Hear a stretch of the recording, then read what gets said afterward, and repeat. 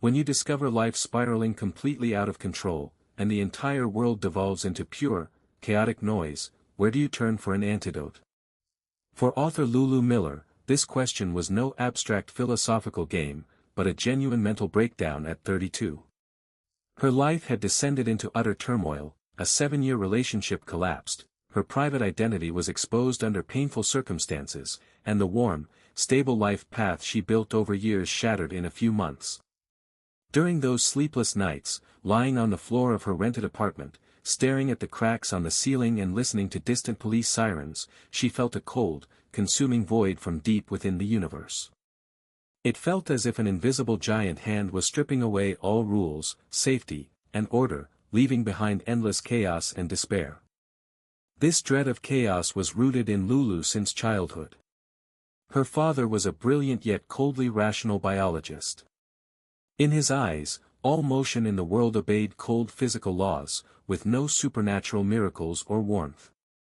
On a summer afternoon when she was 7, little Lulu ran into her father's study, filled with test tubes and specimen jars, and asked the question almost all children ask: what is the meaning of life?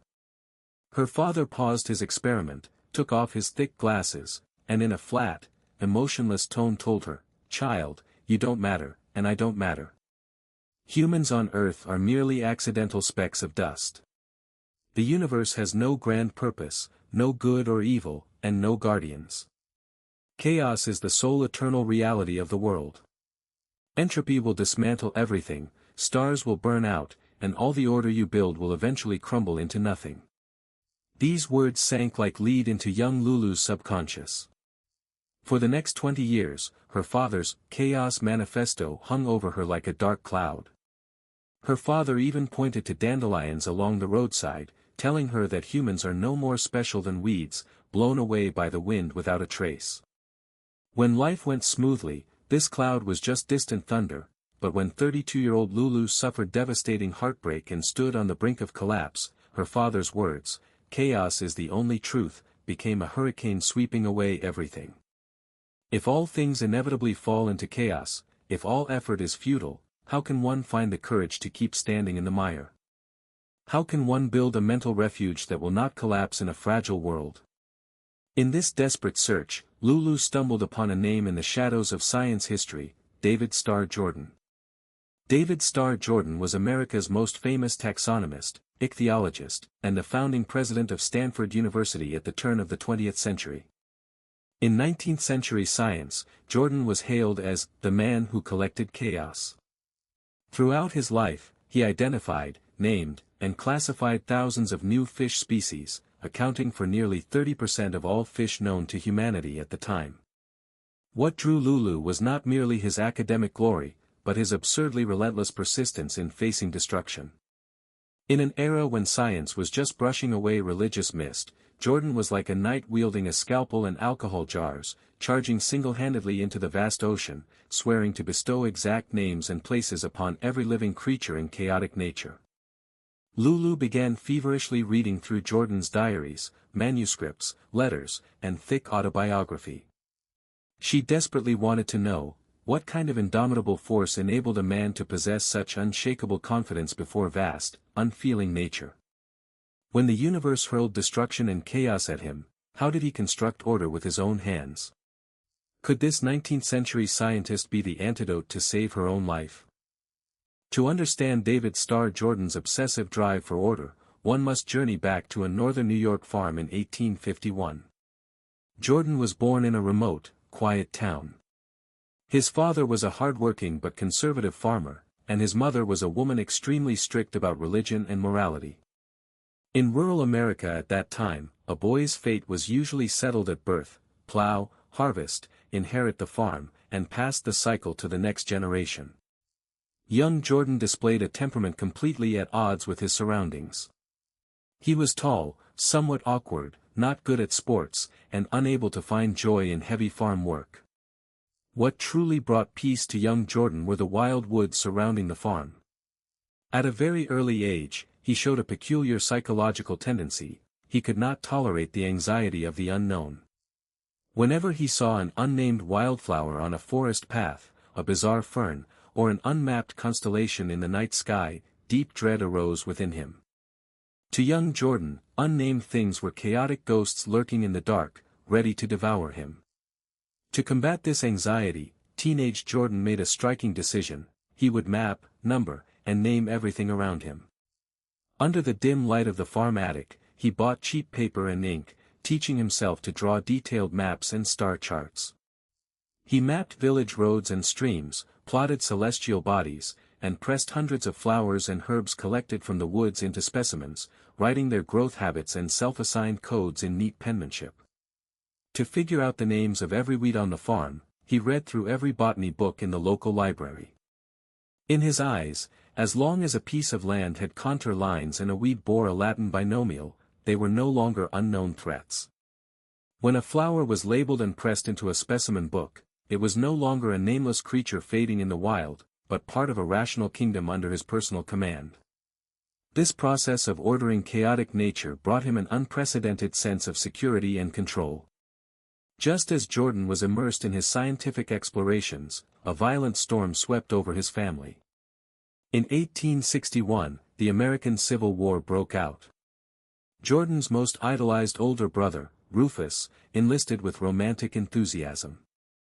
Rufus was a few years older, cheerful, romantic, and young Jordan's sole emotional pillar and protector. The brothers had laid on summer grass countless times, gazing at the stars and discussing dreams of distant worlds. In young Jordan's eyes, his brother was a hero who could ward off all uncertainty. Rufus's departure brought the cruelty of war straight to the door of their quiet farm. Just a year later, a cold military letter arrived. Rufus contracted fatal typhoid fever in an army camp and passed away in agony. His brother did not even die under bullets on a battlefield, but from the absurd, random torture of a virus.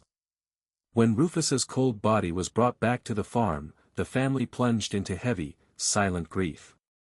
His mother turned entirely to religion, praying to God day and night. Young Jordan experienced his first severe trauma regarding chaos. His brother's death had no noble meaning, only absurdity and randomness. On that cold winter day, Jordan realized deeply that nature creates flowers and stars, but also scatters disease and death. It cares nothing for human love or hate, and can strip away a person's most cherished possessions in the most heartless, irrational manner. Facing sudden destruction, Jordan did not pray to God like his mother, nor did he succumb to grief. He chose a unique psychological defense mechanism. He buried himself deeper into classifying and naming natural things.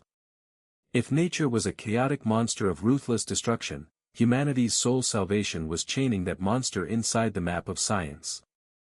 After his brother's death, longing for a wider world, Jordan left the farm and entered Cornell University. In an era of rapid scientific growth, Jordan's talent quickly stood out. He mastered botany and zoology, demonstrating extraordinary energy and focus. The pivotal turning point that shaped his life faith occurred in the early 1870s on Penikese Island. Penikese Island was a desolate island off the coast of Massachusetts. In 1873, Louis Agassiz, America's greatest naturalist and Harvard professor, founded an unprecedented summer natural history school on the island. Agassiz was a sun-like figure in science, a Swiss-born anatomist and charismatic orator with deep eyes and a booming voice. His teaching philosophy was radical. He rejected traditional textbooks, leading students to the seashore, throwing fresh marine creatures before them and shouting, "Study nature, not books."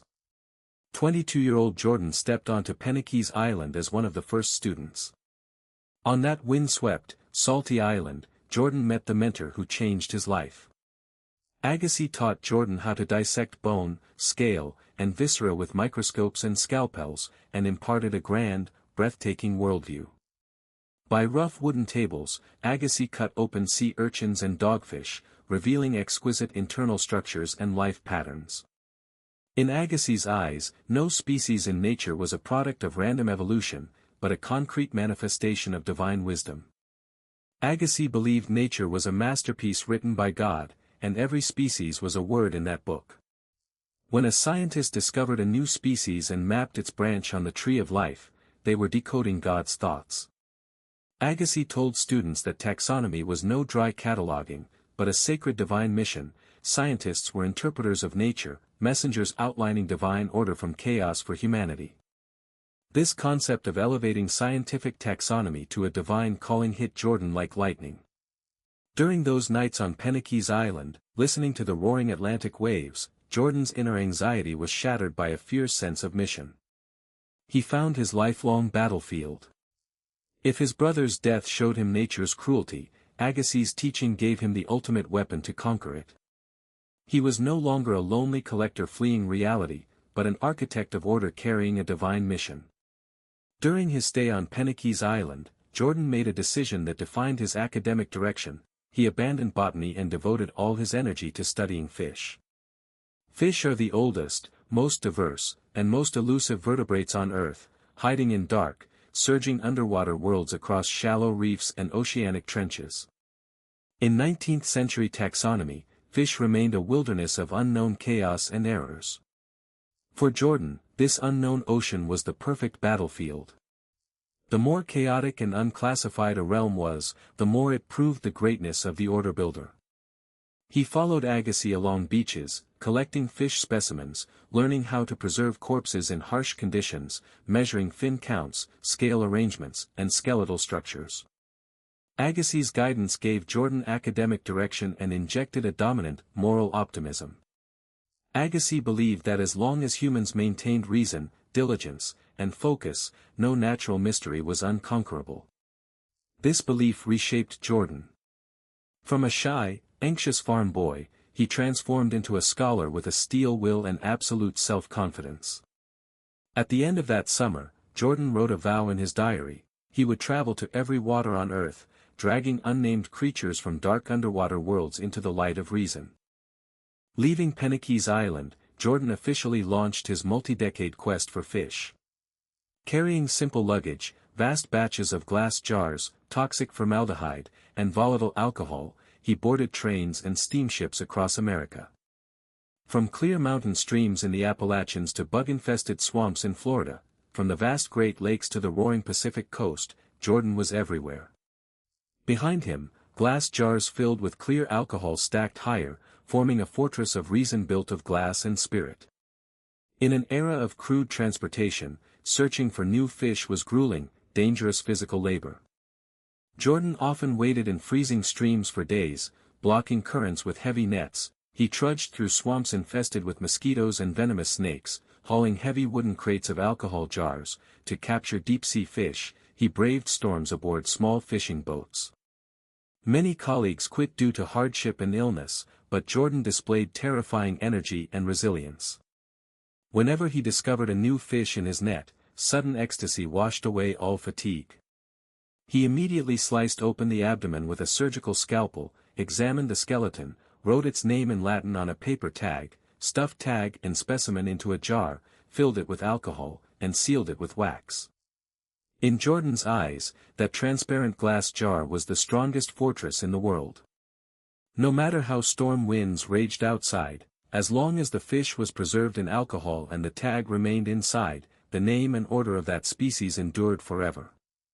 This was no longer mere research, but a triumphant victory of human willpower against natural entropy.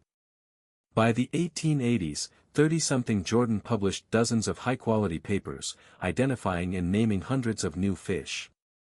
He became America's recognized authority on ichthyology and was appointed president of Indiana University, the youngest university president in the nation. Later, tycoon Leland Stanford hired him as the founding president of Stanford University with massive funding and total trust. In the eyes of colleagues and students, Jordan was unbelievable, energetic, widely read, emotionally stable, never wasting time on hesitation, regret, or emotional turmoil. Observing Jordan's life from afar, Lulu Miller felt deep awe and confusion. To her, struggling in pain, Jordan seemed like a giant from another species. When most people crumpled like dry leaves before life's tragedies, Jordan carved a wide path through chaos with sheer willpower. He seemed to have found the secret to conquering entropy and destruction. At this stage, Lulu held near worshipful respect for Jordan. She tried to draw strength from his words, telling herself that if she maintained absolute focus and rationality like Jordan, she could piece together her broken life. Yet during this admiring search, perceptive Lulu sensed a troubling undercurrent. Behind Jordan's confident, soaring words hid an extreme aversion to uncertainty and a chilling coldness willing to erase any imperfection for the sake of order. When a man believes he represents absolute reason and divine order, does he still hold empathy for ordinary suffering?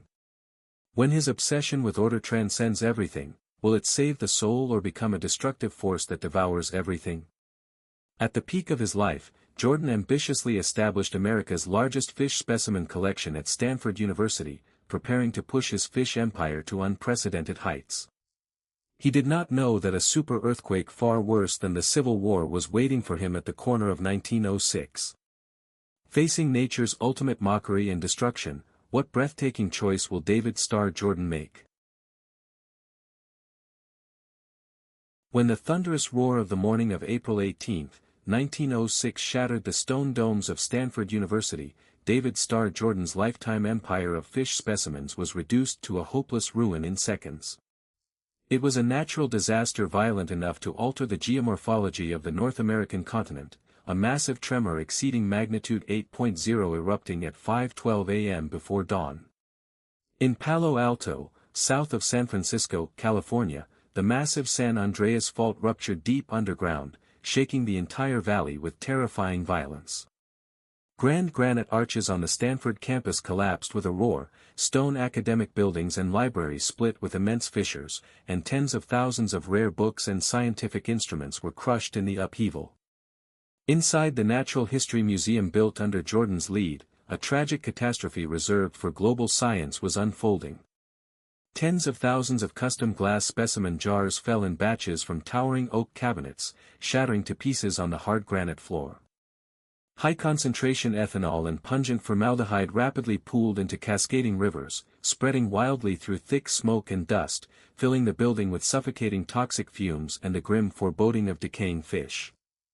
This university, founded by railroad tycoon Leland Stanford and his wife Jane Stanford in memory of their deceased son, was the grandest stage for Jordan to showcase his scientific ambition.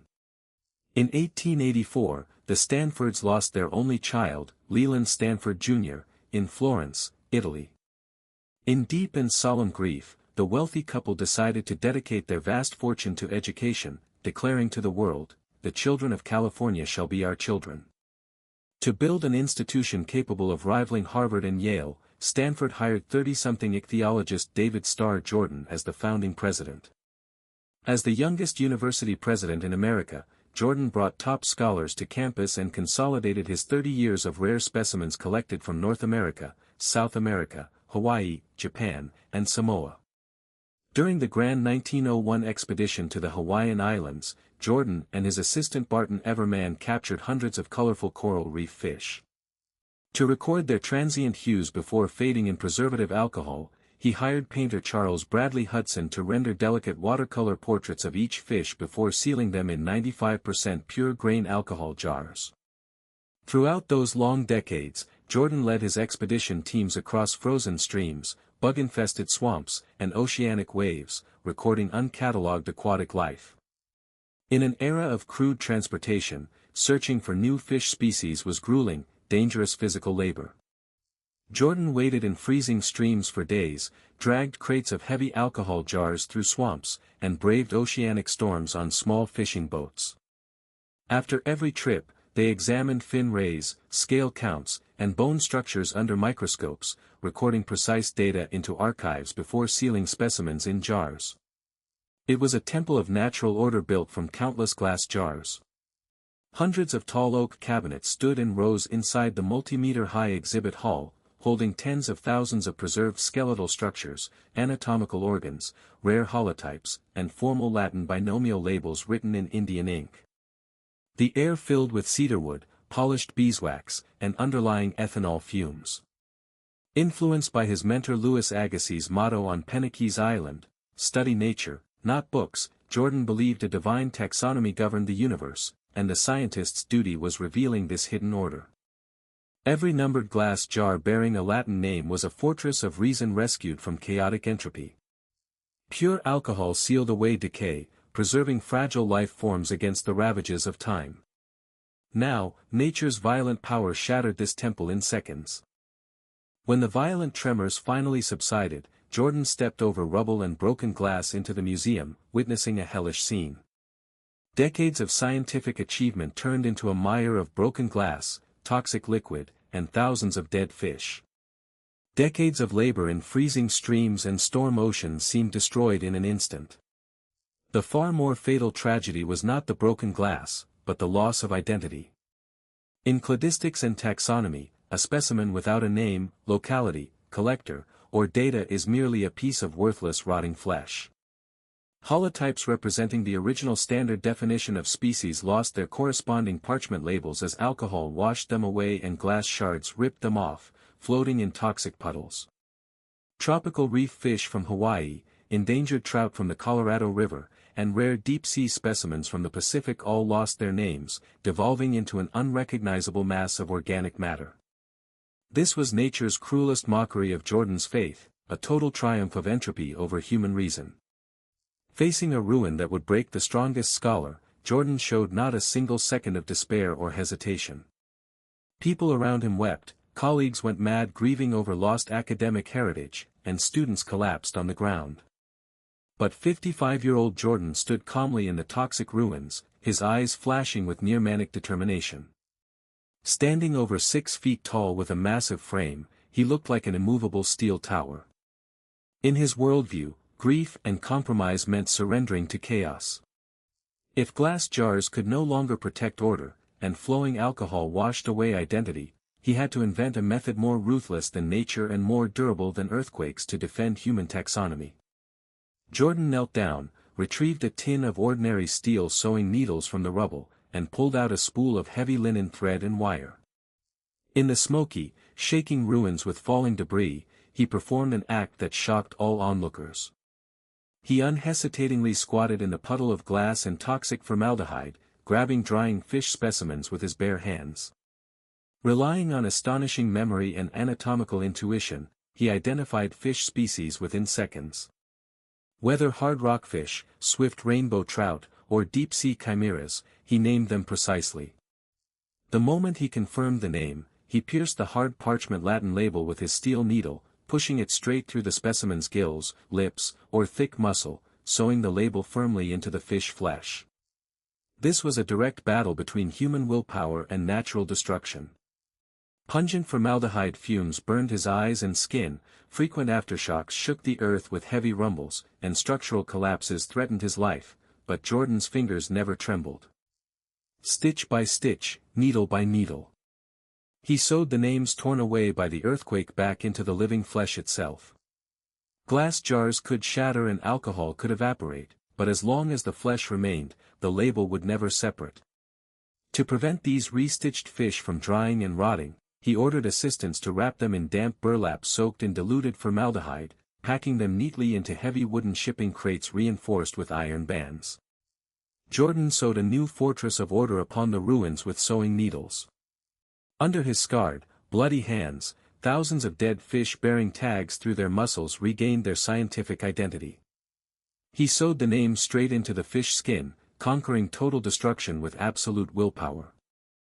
To rescue more specimens in the dangerous aftershock environment, Jordan worked several days without sleep. His clothes soaked in toxic alcohol and formaldehyde, his hands cut by glass, he functioned like an untiring precision machine. When colleagues and assistant Everman urged him to rest, he coldly refused, stating, "We are not saving dead fish, we are saving the flame of human reason." In his voice was no human fatigue or fear. Inspired by his manic drive, the paralyzed team regrouped, copying his technique to clean, classify, and sew labels onto specimens. With steel willpower, Jordan rescued tens of thousands of scientific treasures and rebuilt the team's spirit upon despair. When author Lulu Miller read through these historical archives, she was hit by an indescribable wave of awe. Before writing this book, Lulu was in her darkest life phase. Her 7-year relationship collapsed, her apartment burned down, and her career stalled. Worse, her cold biochemist father repeatedly drilled a pessimistic worldview into her: the universe is full of random chaos, humans are accidental organic molecules, and life has no intrinsic meaning. In her father's words, nature was a ruthless entropy monster swallowing all achievement. In deep depression and self-doubt, Lulu desperately needed a role model, someone who could stand firm when the world collapsed and rebuild life single-handedly. Jordan sewing up the ruins with needles became her ultimate pillar against entropy and despair. While marveling at Jordan's astonishing resilience, perceptive Lulu began investigating deeper into Jordan's life history. She wanted to know what psychological structure enabled a man to maintain such cold calm before massive disaster. Did this terrifying power stem from pure love for science or a deeper psychological defense mechanism? As her investigation deepened, family tragedies hidden in historical dust emerged. On his path to scientific peaks, fate struck him repeatedly. In his youth, his beloved older brother Rufus died of typhoid during the Civil War. Rufus was his mentor in botany and astronomy, building plant specimen boxes and star maps together on the prairie. 24-year-old Rufus's death in army camp gave young Jordan his first taste of life's fragility. Standing by Rufus's coffin, young Jordan vowed to complete his brother's unfinished nature exploration. In his early career years, his first wife Susan Bowen, a brilliant botanist who loved him deeply, died suddenly of acute illness during an 1885 expedition. Soon after, their young daughter passed away. For any ordinary person, losing loved ones repeatedly would cause mental breakdown. Facing these massive traumas, Jordan displayed rare and chilling emotional compartmentalization. After his wife's funeral, Jordan shed no tears and wrote no sorrowful words in his diary, leading a fish expedition down the Mississippi River the very next morning. In Jordan's autobiography and personal letters, one finds almost no deep mourning for lost family. Facing the death of his wife and child, he never paused research or showed weakness. He rapidly compartmentalized and sealed away sorrow, throwing himself into fish taxonomy and university management with doubled mania. To him, indulging in grief was a useless waste of life, and emotional fluctuation was an irrational weed in the mind.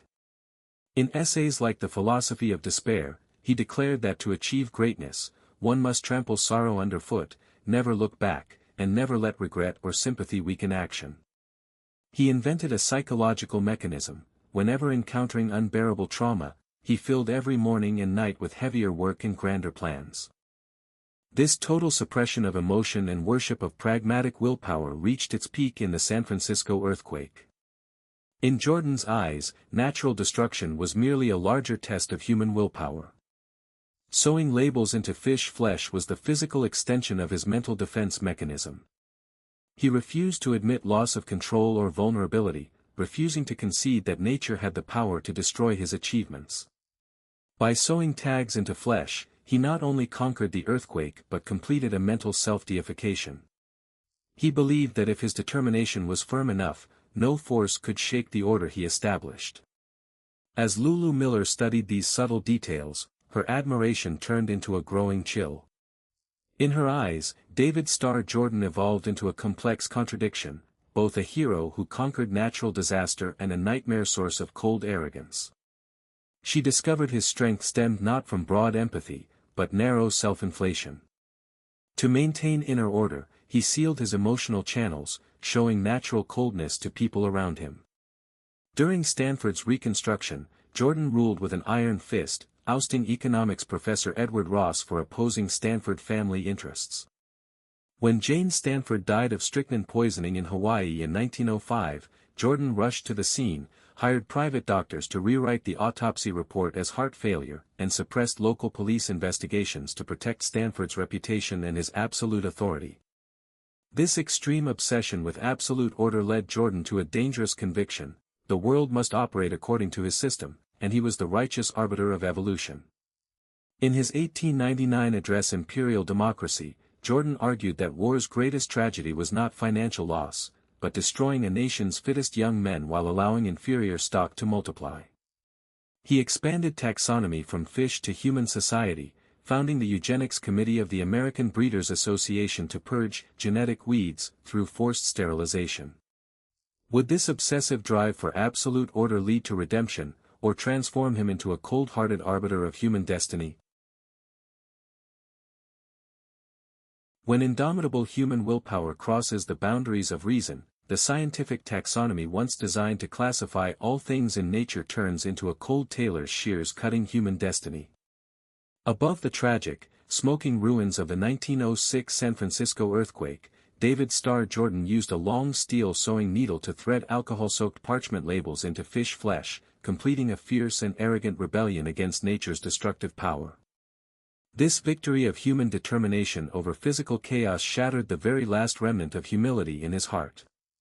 In his eyes, world chaos was no unconquerable ghost. With sufficient resolve and rigorous scientific methods, humanity could build an immortal order between heaven and earth. Yet, as he reached the absolute peak of world ichthyology and held supreme authority as Stanford University's founding president, this obsession with order crossed natural boundaries, spreading wildly toward human society itself. Jordan turned his gaze from fish swimming in dark oceans to men and women in the bustling world. He began asking a grander and far more terrifying question: if taxonomy could discern the evolutionary value of a fish, could the exact same ruler measure the survival worth of a living human being? In early 20th century science, evolution and genetics were in fierce collision and rapid reshaping. Jordan was deeply inspired by Darwinian evolution and Mendelian genetics, yet made a fatal, distorted turn in application. Inheriting from his beloved mentor Louis Agassiz the obsession with classifying nature into divine hierarchies, Jordan discarded any reverence for individual life. He firmly believed natural selection should govern human social policy, arguing that modern medicine, relief agencies, and charities protected those he deemed imperfect or genetically defective, causing the human gene pool to degenerate toward terrifying entropy and chaos. From the pulpit of Stanford Memorial Church, Jordan preached social Darwinism to thousands of young students, comparing human society to fish breeding ponds and livestock farms. He claimed that failing to cull inferior bulls broke a farm, and failing to eliminate unfit humans would collapse civilization. In 1906, Jordan founded the Committee on Eugenics under the American Breeders Association, serving as its core leader. He wrote influential academic works, booklets, and speeches like The Blood of the Nation and The Human Harvest, arguing that war and misguided charity destroyed the finest bloodlines of humanity and officially proposing the theory of hereditary degeneration. He divided humanity into strict tiers, from elite scientists to feeble-minded, epileptic, and social burdens. In 1907, under his lobbying, Indiana passed the world's first forced sterilization law, followed by dozens of American states. California alone executed over 20,000 forced sterilizations, accounting for nearly one-third of the national total. Jordan's eugenics essays were widely translated, serving as direct references for German eugenicists writing racial hygiene textbooks across the Atlantic. Under Jordan's relentless lobbying and political maneuvering, eugenics rapidly transformed into public policy and legal practice across America. He partnered with political and scientific elites in state legislatures, establishing a cold, institutionalized system of compulsory sterilization. The scientific scalpel intended to clarify nature's evolutionary branches now cut through the destinies of tens of thousands of ordinary people. Once labeled feeble-minded, morally corrupt, weak-willed, or simply impoverished, an individual was stripped of the right to reproduce without consent. Sitting in his grand president's office at Stanford University, Jordan drafted eugenics reports in elegant academic prose, while across the Atlantic in Europe, these theories laid the ideological groundwork for dark human atrocities in concentration camps. Reading these dark historical archives, author Lulu Miller felt profound chills and shock. The rational pioneer who once searched for truth on earthquake ruins now sat on a godlike throne, cold-bloodedly judging the dignity of thousands of lives. To witness the deep wounds left by this scalpel, Lulu Miller drove to Lynchburg Colony in Virginia. Formerly named the Virginia State Colony for epileptics and feeble-minded, it was one of the most brutal battlegrounds for forced sterilization in America. Following Virginia's passage of the Eugenical Sterilization Act of 1924, thousands of young women were confined, tried, and stripped of motherhood on cold operating tables. Famous victims included Carrie Buck of the landmark Buck v. Bell case, alongside Anna Howe and her companion Mary. Anna Howe was a quiet country girl labeled feeble-minded and morally suspect simply due to family poverty and parental divorce. Bureaucrats used absurd Binet-Simon IQ tests, asking obscure questions such as, "What is patriotism?" or "How far is Paris from New York?" to declare young girls defective if they failed to answer. In Carrie Buck's case, judges even declared her 7-month-old infant Vivian genetically defective because her infant gaze seemed insufficiently bright. In the landmark 1927 Supreme Court ruling, writing for the 8-1 majority opinion, Justice Oliver Wendell Holmes Jr. infamously wrote, "3 generations of imbeciles are enough." The white walls and iron gates of Lynchburg Colony recorded an era of deep humiliation and cold physical abuse. Doctors used Jordan's eugenics metrics to treat innocent girls as genetic cancer. Sterilizations were performed under deception, telling young girls they were undergoing routine appendectomies or gynecological exams, only to discover years later they could never conceive, realizing they had been stripped of motherhood in their youth. Yet, as Lulu Miller delved into private letters and diaries of Anna Howe and Mary, she found a life picture completely contrary to eugenics reports. In the shadows of the colony, Anna and Mary did not grow numb, corrupt, or cold. Instead, across long years of confinement, they developed a profound and warm friendship, embracing in cold nights, sharing heavy manual labor, and mending clothes for one another, illuminating the cold iron cage with tender love and compassion. Anna Howe wrote in her diary about her love for seasonal wildflowers, her longing for freedom, and her gentle care for younger orphans. Her words were vivid and warm, completely shattering the feeble-minded label imposed by unfeeling bureaucrats. Mary maintained optimism after her sterilization, knitting scarves and gloves for lonely elders. When orphans fell ill, Anna and Mary stayed awake all night, applying wet towels and singing gentle folk lullabies. Anna wrote to Mary in a letter preserved in dust-covered cardboard boxes, "Even if they stole our chance to be mothers, they can never steal our power to love others." These 2 women, declared worthless by scientific authority, exposed the absurdity and cruelty of Jordan's classification system. The scalpel could sever fallopian tubes, but never the nobility and resilience of their souls. Reading these archives in tears, author Lulu Miller recalled her father's cold assertion that, "You don't matter, I don't matter, nobody matters," recognizing Jordan's eugenics as a toxic scientific variant of that nihilism. Yet Anna and Mary's light shone like a torch, revealing Jordan's rational order as pseudoscientific arrogance that ignored the true, unquantifiable value of individual life. If pushing eugenics revealed Jordan's intellectual arrogance, the dark murder mystery of Jane Stanford exposed his sinister side in preserving personal power.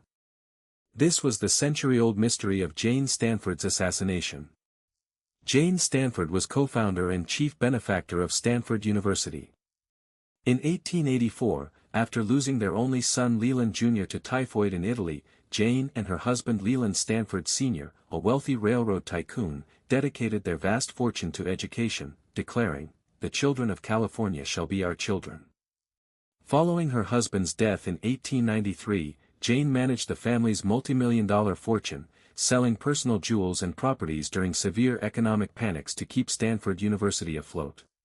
Her initial trust in President Jordan gradually turned into deep suspicion, disgust, and alarm. Over time, Jane discovered Jordan was arbitrary, wasteful, and building personal academic cliques. More unbearable to Jane was Jordan's obsession with political eugenics, turning the university into a personal platform for human ranking, straying far from the founder's vision. Between 1904 and 1905, conflict reached a breaking point. Jane informed board member Timothy Hopkins of her decision to remove Jordan as president, secretly auditing university accounts to dismiss him at the upcoming board meeting. For Jordan, who viewed Stanford as his life's crowning achievement and power base, this meant total ruin. Losing his presidency meant his academic authority, political influence, and eugenics crusade would collapse instantly into dust. In early 1905, 81-year-old Jane Stanford traveled to Honolulu, Hawaii, to escape the cold. Yet danger followed her. In January 1905 in San Francisco, Jane tasted bitter Poland Spring mineral water at her mansion and vomited severely, chemical analysis by Dr. Edward Taylor confirmed high concentrations of strychnine. Jane escaped death, changed servants, and fled to Hawaii. But on the night of February 28, 1905, at Honolulu's luxurious Moana Hotel in Waikiki, Jane drank a glass of water, suffered violent tetanic spasms, and cried out, "I have been poisoned. Call a doctor," before passing away within 15 minutes. Hawaiian physicians and toxicologist Dr. Edmund Hart conducted thorough autopsies and classic biotoxicology experiments on laboratory animals, injecting extracted fluids into frogs and rabbits to observe characteristic tetanic spasms, confirming lethal doses of strychnine in her stomach and blood. The Hawaiian coroner's jury officially ruled, Jane Stanford died of deliberate homicide by poison. When news of Jane's death reached California, Jordan reacted with swift, cold-blooded cunning. Showing no grief for the university's founder, he raised massive funds and sailed to Hawaii with his personal doctor, Ernest Riverford. Arriving in Honolulu, Jordan used his prestige and institution's authority to override local police investigations. He issued public statements dismissing Hawaiian doctors as ignorant island physicians and claiming Jane died of heart failure and rich person's indigestion. In Honolulu, Jordan launched a massive public relations cover-up. He bought local media, launched personal attacks against Hawaiian coroners, confiscated autopsy samples, and forced his private doctor Riverford to issue a forged death report attributing her death to natural causes and indigestion. Through this iron-handed suppression, Jordan cleared his name and buried the murder case in noise. With Jane dead, board member Timothy Hopkins and other trustees could no longer challenge Jordan. He took total control of Stanford's endowment and administrative power, securing uninterrupted funding for his eugenics research programs and personal legacy. At Jane's funeral, Jordan even stood on stage squeezing out fake tears in his eulogy, while he had just sealed the cover-up report the day before. For decades, this sensational murder remained buried beneath Stanford's polished archives. Reading newly uncovered letters, bank transfers, and poison analyses, Lulu Miller felt profound disgust. Evidence showed Jordan was at least the primary beneficiary and mastermind behind the cover-up. To preserve his power and ideal, scientific order, he could forge medical reports, lie to the public, and defame a benefactor's death. This dark chapter revealed the harrowing length to which Jordan would go to protect his institution. This cold hypocrisy was far more chilling than the San Francisco earthquake. Jordan masked murder as natural death, just as he masked personal bias as evolutionary science. From naming fish in the ocean to sterilizing human beings, and finally concealing murder to defend his throne, David Starr Jordan's trajectory showed a terrifying moral collapse. The origin of it all was an extreme obsession with order and control. When a person believes he embodies absolute reason, moral principles become collateral damage. Jordan sewed fish labels with needles, but sewed away his own conscience and soul. Lulu Miller fell into profound reflection.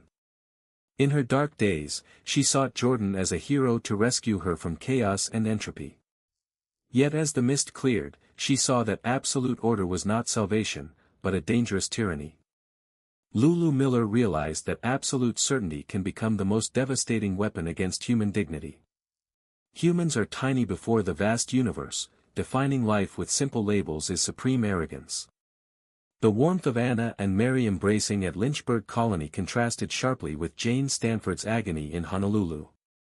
What gives life dignity is not cold eugenics charts or ivory power towers, but the love, empathy, and resilience shown by ordinary people in chaotic daily life. Lulu's idolatry of Jordan collapsed completely, freeing her to seek a true antidote that embraces an imperfect world. When the pillars of faith collapse in crime and lies, what scientific truth can save us from the cage of human dogma? When David Starr Jordan's meticulously built authority collapsed under historical, moral, and scientific questioning, a far deeper and more revolutionary scientific breakthrough was quietly emerging from the undercurrents of mid-20th century evolutionary biology.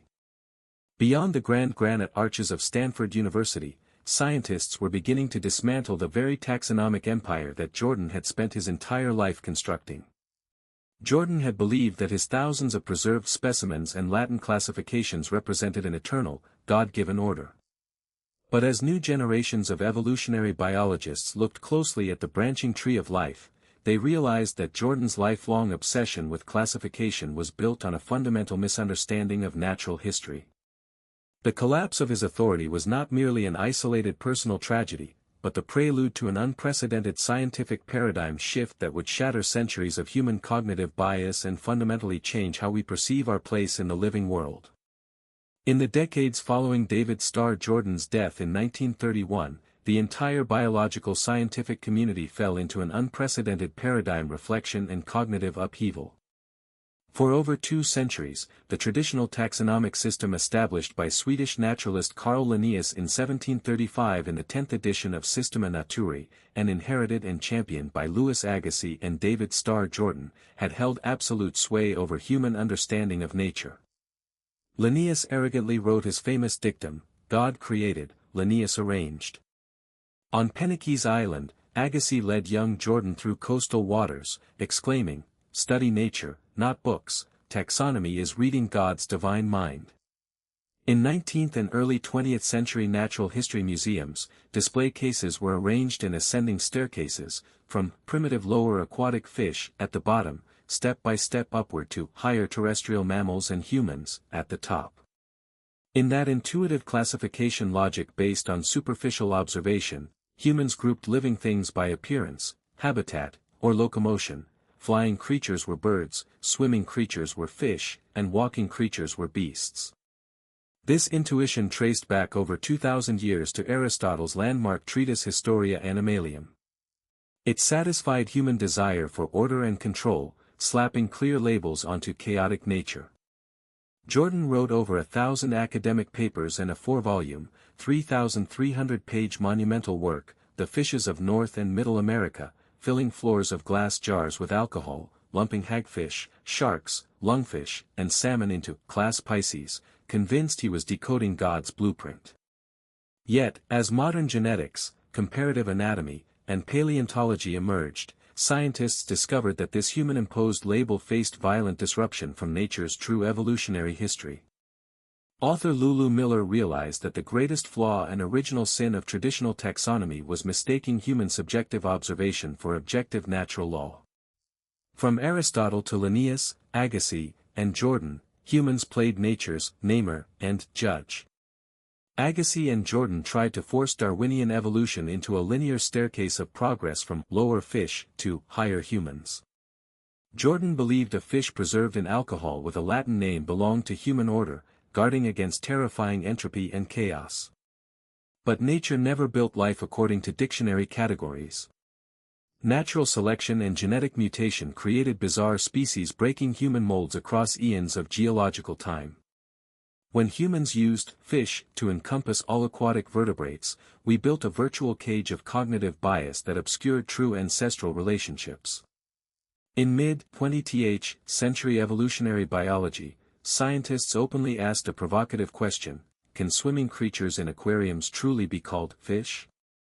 Amidst this scientific revolution, a brilliant German entomologist took center stage, Willy Hennig, father of Cladistics. Serving as a World War II Army doctor studying flies and Diptera on the front lines, Hennig wrote his landmark works, Grundzüge einer Theorie der phylogenetischen Systematik in 1950 and Phylogenetic Systematics in Post-War Isolation between East and West Berlin. Published in English in 1966, it ignited fierce debates across Harvard's Museum of Comparative Zoology, the Smithsonian Institution, and the American Museum of Natural History, leading top universities to erase class Pisces from biology textbooks. Hennig pointed out that traditional taxonomy was pseudoscientific, grouping salmon and sharks together simply because both lived in water with fins and gills, which was no different from grouping whales with fish. Hennig insisted true biological classification must be built strictly on Darwinian common ancestry and evolutionary branching. Hennig introduced a rigorous scientific standard, the principle of parsimony and shared derived characters, synapomorphies. He emphasized that kinship cannot be determined by superficial appearance or primitive shared traits, symplegomorphies. Traits like scales, gills, and cold-bloodedness are ancient ancestral traits from 500 million years ago, like wheels on cars, proving no unique branching relationship. Only shared derived traits unique to a branch node prove close kinship. A valid taxon must be a monophyletic group containing a common ancestor and all its descendants.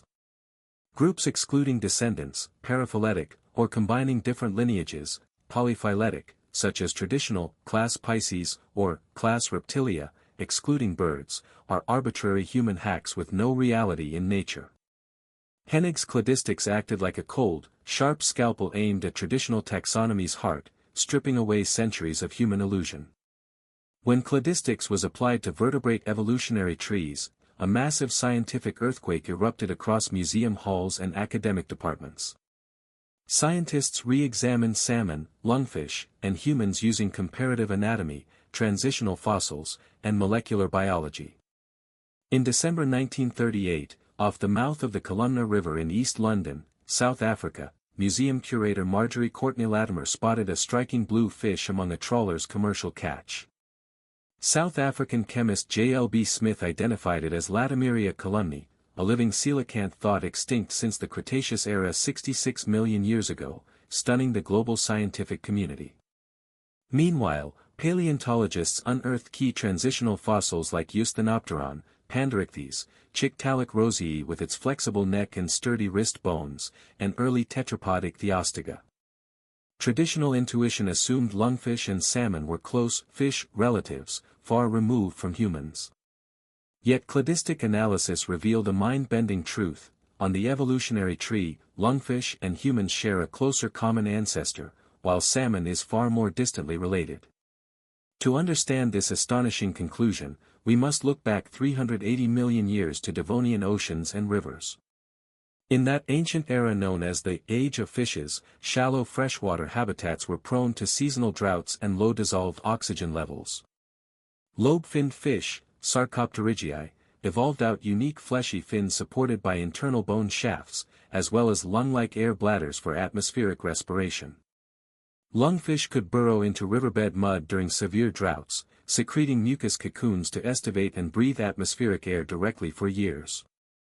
Over eons of geological time, one branch of lobe-finned fish crawled onto land, evolving tetrapods, amphibians, reptiles, birds, and mammals. The aquatic lobe-finned branch evolved into modern lungfish and coelacanth. In contrast, salmon, trout, cod, and tuna belong to ray-finned fish, Actinopterygiae, which diverged much earlier in aquatic history, leaving them on an entirely separate evolutionary limb. Anatomical details revealed ironclad proof: lungfish possess internal nostrils, choanae, opening directly into the mouth, double circulating heart chambers with partial septa, and humerus, radius, and ulna bone structures identical to human arms. As Chictalic fossils clearly demonstrated, pectoral fins possessed wrist joints and sturdy ribs capable of supporting body weight on land and elevating the head above shallow mud. In contrast, salmon fins are supported by transparent ray cartilage without wrist joints or humerus bones. Subsequent mitochondrial and nuclear DNA sequencing confirmed lungfish are evolutionarily closer to land tetrapods than to salmon. From a cladistic tree standpoint, the common ancestor of lungfish and humans is much more recent than that of lungfish and salmon. Lungfish stand on the same close branch with humans on the tree of life. If traditional taxonomy forces lungfish and salmon into class Pisces, then under monophyletic rules, humans and all land animals must also be classified as fish, meaning humans are merely four-legged land-adapted fish. Conversely, if we insist on excluding humans and tetrapods from fish, then fish fails to form a valid monophyletic group because it leaves out major descendants of its common ancestor. In rigorous cladistics, scientists concluded, on nature's real tree of life, no single valid monophyletic group called fish exists. The word fish is an informal convenience label that fails to represent a true evolutionary lineage. When cladist Colin Patterson declared at the American Museum of Natural History in New York in May 1981 that fish do not exist, shockwaves hit the scientific world. Joined by prominent cladists Gareth Nelson and Don Rosen, Patterson sparked the famous Cladistics wars that reshaped modern taxonomy. Standing before hundreds of senior paleontologists and traditional taxonomists in the Grand Auditorium, Patterson posed a compelling thought experiment. If an alien without human linguistic bias visited Earth, looking at genetic and anatomical charts, it would never group salmon and lungfish together while separating lungfish from humans. It would immediately recognize that lungfish and tetrapods belong on the exact same evolutionary branch. Patterson challenged senior scholars, can anyone tell me one single shared derived character true for all fish and only fish? The room was dead silent, no one could answer. It was no wordplay, but rigorous evolutionary biology crushing human linguistic bias. Humans used fish to flatten 500 million years of aquatic diversity, locking distinct families into an artificial label. Understanding this breakthrough, author Lulu Miller felt a shudder of liberation and awe. David Starr Jordan spent his life sewing labels onto fish flesh to build a human hierarchy at Stanford University. Jordan believed order resided in alcohol jars guarding against natural entropy and chaos. But modern science delivered a shattering blow. His beloved kingdom of fish never existed in nature. His lifelong taxonomy was a castle in the air built on bias, arrogance, and subjective human projection. He spent a lifetime classifying what was ultimately a linguistic illusion. Jordan's rigid order was a delusion of human arrogance. Nature is not a golden pyramid, but a branching, messy tree of life. No species is born superior, and no life can be permanently pinned by a simple label. When "fish don't exist" rang out, it deconstructed not just a biological concept, but the very philosophical foundation of Jordan's eugenics. Eugenics sought to rank humans as fit or unfit, attempting to use taxonomic scalpels to sanitize human value and sterilize those deemed inferior. But its classification philosophy was built on a fundamental misunderstanding of nature's infinite complexity and boundless diversity, exposing eugenics as a pseudoscientific nightmare built on moral and scientific delusion. This deconstruction brought Lulu Miller profound hope, personal salvation, and emotional healing. Lulu had lived under societal labels: failure, after heartbreak, abnormal, in mental struggle, out of place, in sexuality, and insignificant dust under her father's cold nihilism. She had sought Jordan's rigid framework as salvation, hoping that establishing absolute control would rescue her from emotional chaos. But seeing how Jordan's framework cracked under scientific scrutiny allowed Lulu to break free from the invisible bars of societal judgment and step into authentic self-acceptance. Yet when fish, swimming in oceans for eons, proved to be a human linguistic illusion, Lulu realized that labels, ratings, and social standards hold no divine authority. Labels such as failure, abnormal, or genetically inferior are not universal realities carved into the cosmos. They are fleeting human symbols invented by ambitious individuals, bureaucratic institutions, and prejudiced scientists. True nature is infinitely vaster, richer, and more inclusive than any human category. We need not be trapped by artificial labels or force ourselves into man-made boxes. Tearing off the fish label tears away the shackles of the mind, allowing us to embrace life's true messiness, find our place in the sun, and step into a wider world of authentic dignity. From facing chaos to dismantling Jordan's idolatry, Lulu Miller completed a deep realization of order. True science is not brute force tyranny, but humble embrace of an unfixed world. True scientific spirit does not use power to crush disorder, but maintains humility and rationality, courageously acknowledging human limitations. Science is not a tool of dogmatic domination, but an evolving dialogue with a vast, unfathomable universe. When Jordan's altar of arrogance collapsed, a panorama of infinite freedom opened up before humanity. When the label fish fades in the light of reason, how shall we find the strength to soar in a universe without fixed coordinates? When false labels, arbitrary ratings, and forced hierarchies melt into bubbles under the bright light of scientific reason, a wild dandelion growing in an abandoned field reveals to us life's truest, most inclusive objective reality. Beyond the manicured lawns of human arrogance lies an interconnected cosmos where every living organism possesses infinite, unmeasurable value. In nature's vast panorama, the dandelion is a humble yet deeply metaphorical plant. To suburban homeowners obsessed with uniform green lawns in 1950s North America, the dandelion was a relentless nightmare. During the post-World War II suburban boom in developments like Levittown, real estate builders transformed immaculate turf into a prominent symbol of middle-class status, social order, and even patriotism.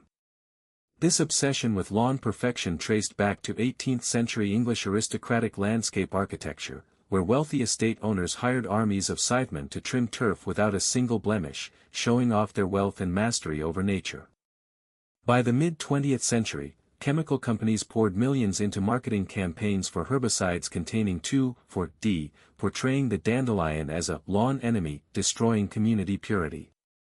Suburbanites pursued monoculture grass that possessed zero ecological resilience and required endless synthetic fertilizers and chemical sprays. By contrast, diverse communities of dandelions, clovers, and wild violets formed the true foundation of soil health and natural resilience. Every spring, swayed by television commercials, American homeowners spent hundreds of millions of dollars on chemical sprays and weeders to eradicate every single blossom. To developers and lawn owners, the dandelion's stubborn taproots disrupted level dirt, its jagged leaves broke visual uniformity, and its golden flowers violated the pure green monotone, earning it the label of a harmful weed deserving ruthless extermination. Yet, when we shift our lens from narrow suburban yards to the vast natural ecosystem, the dandelion's identity undergoes a miraculous reversal. Etymologically rooted in ancient Arabic and Greek, its scientific name translates to remedy for disorder. Sensitive to light and temperature, its golden petals unfurl with the morning sun and fold at dusk, serving as a natural plant clock for ancient farmers. In classical herbal apothecary, its deep taproot and leaves are prized remedies for detoxifying the liver, relieving pain, and nourishing the body. In early spring, before other flora awaken, dandelion blossoms offer the very first nectar for bees and bumblebees struggling against cold winds. In compacted wasteland, its deep taproots pierce heavy clay, drawing calcium, iron, and deep soil minerals to the surface, attracting earthworms and paving the way for fragile seeds to take root. Its feathered seed parachutes feature precise fluidic vortex ring aerodynamics that inspired modern fluid dynamics labs designing biomimetic microdrones, soaring for miles on thermal currents over man-made walls and fences to sow life across desolation. Contemplating this reversal, author Lulu Miller formulated the central philosophical concept of her book, the Dandelion Principle. The dandelion itself never changes. It remains the same humble plant with serrated leaves and golden blooms. Its value, whether high or low, good or bad, depends entirely on the observer's context.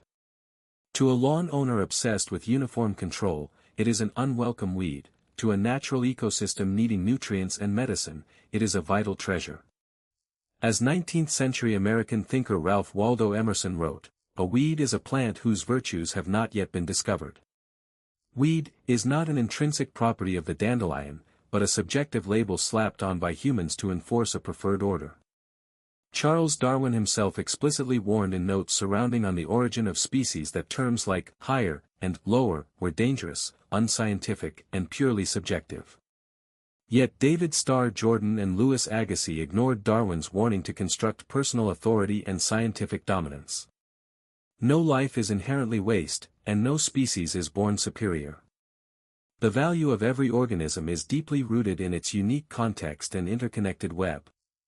Within nature's intricate matrix, no living being can ever be defined by a single metric. The Dandelion Principle dealt a devastating blow to David Starr Jordan's eugenics and human-centric arrogance. In his 1902 treatise The Blood of the Nation and his addresses to the American Breeders' Association, Jordan advanced a chilling social Darwinist doctrine. Jordan and early 20th-century eugenicists established the Cold Spring Harbor Eugenics Record Office, convincing themselves they possessed a divine ruler to divide humanity into fit and unfit. At Stanford University, Jordan's close colleague, psychologist Louis Terman, developed the infamous Stanford Binet IQ test, forcing culturally biased exams onto vulnerable immigrants and working-class families. Using biased test scores, eugenicists labeled Anna Howe, Mary, Carrie Buck, and thousands of impoverished citizens as genetic waste. Eugenics sought to reduce human complexity to a rigid binary, oblivious to the fact that genetic mutation and diversity are life's greatest defense against catastrophe.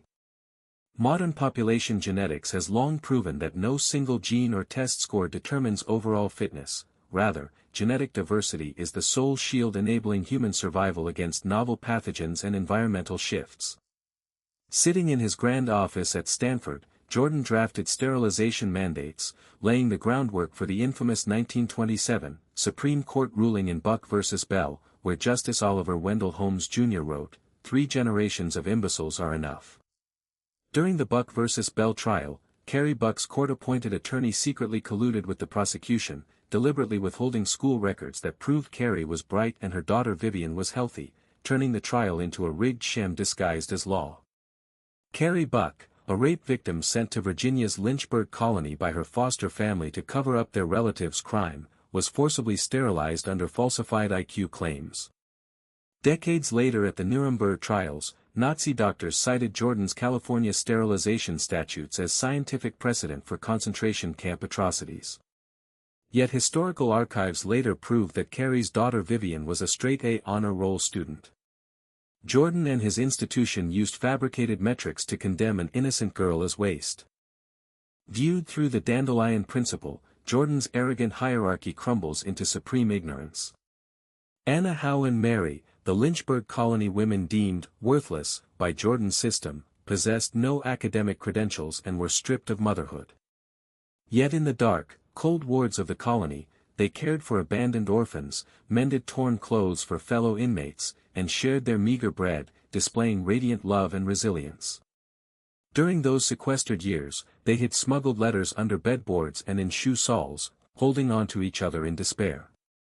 In the broader ecosystem of humanity, their quiet empathy and endurance were immeasurably more precious than Jordan's altar of power built on lies and forged reports. In the marginalized shadows of society, their warmth shattered the ice of institutional cruelty, proving that human dignity cannot be erased by arbitrary test scores and that compassion shines brightest in the darkest corners. The ultimate crime of eugenics was attempting to force a single, narrow ruler onto a wildly diverse world. Human civilization thrives precisely because of individual variation and unpredictability. Those labeled defective or marginalized under a temporary social order are often the guardians of empathy, creativity, and human resilience. Just as dandelions aerate dense clay, these fragile individuals illuminate the finest qualities of the human spirit. The moment Lulu Miller grasped the Dandelion Principle, years of crushing anxiety dissolved. She understood that no authority has the right to dictate a person's worth. Society's artificial labels, successful or failure, normal or abnormal, are nothing more than crude weeders in a lawn owner's hand, incapable of measuring the boundless weight of a human life or dimming a soul's intrinsic light. This realization rescued Lulu Miller from years of paralyzing depression and existential dread. For decades, she had been haunted by her father's summer afternoon pronouncement, "You don't matter, I don't matter, nobody matters." As a rigorous physical chemist, he depicted the universe as a cold mechanical monster governed by relentless physical laws and entropy, a bleak doctrine that drove Lulu toward panic attacks and suicidal thoughts. She carried index cards scribbled with rigid rules, desperately trying to impose control over her chaotic mind. At 32, when her 7-year relationship collapsed and her life lay in ruins, she felt her father's grim prognosis coming true. She had turned to David Starr Jordan's unyielding willpower as a lifeline, believing that total order and emotional hardness could defeat chaos. But investigating Jordan revealed the blood and deception behind the control freak's obsession. When Lulu shared the Dandelion Principle with her father, even the lifelong materialist scientist smiled, conceding that while the physical cosmos remains indifferent, human love creates local warmth in a cold universe. True redemption lies not in imposing cold rules onto chaos, but in embracing reality with humility and meeting relentless entropy with love. During this emotional rebirth, Lulu met Grace, a warm, open-hearted woman who transformed her life.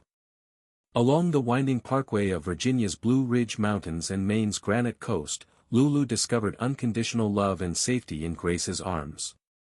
Watching Atlantic waves crash against coastal cliffs, Lulu realized that attempting to master the future was as futile as holding back the tide. Peace comes only when we yield to the sea of chaos.